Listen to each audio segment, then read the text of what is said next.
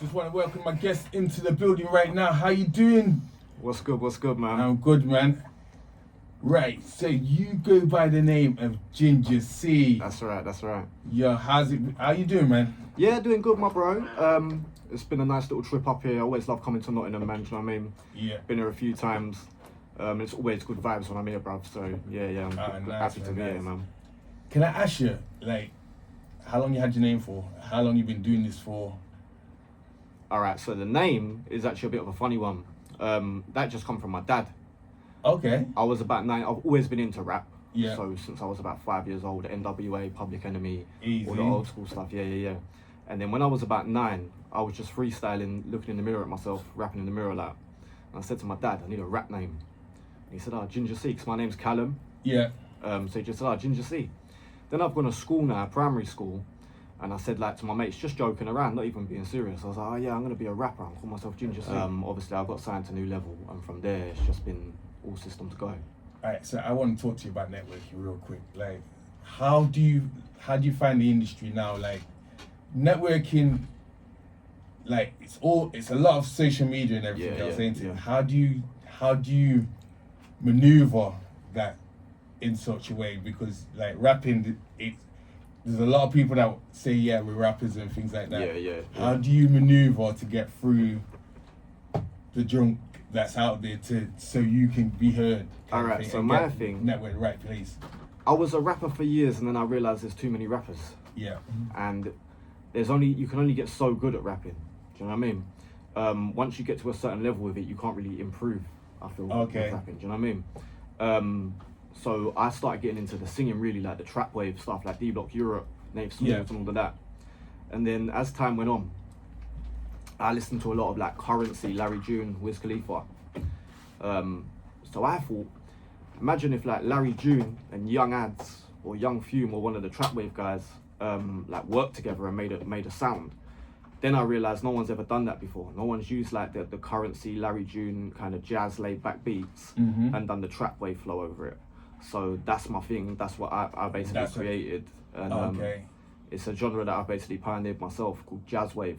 Jazz wave. That's basically what I'm doing. Yeah. Okay.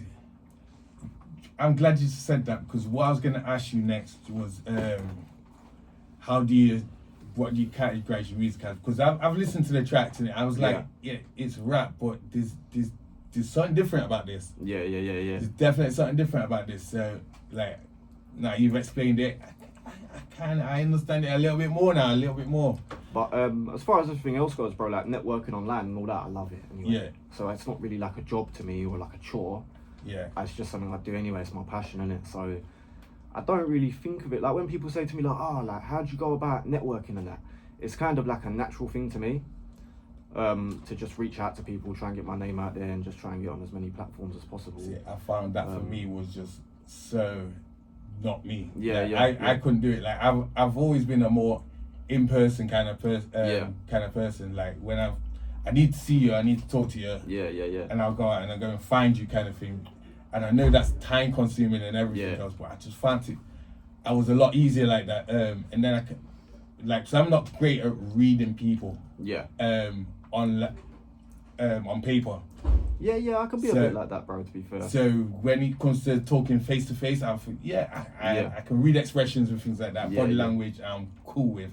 So Do you know what it is, bro? When you've been about and you've met like a few weirdos and you've spent time with a few people that are a bit weird, it's like it don't really matter, because if someone's normal, that's a bonus. Do you know what I mean? And then it's like, if you're a bit weird, and you just take it with a pinch of salt. You know what I mean? I get that. Just vibe with it, because everyone's a bit different. And when I was a kid, I used to say to my mum, like, that person's a weirdo, mum, innit?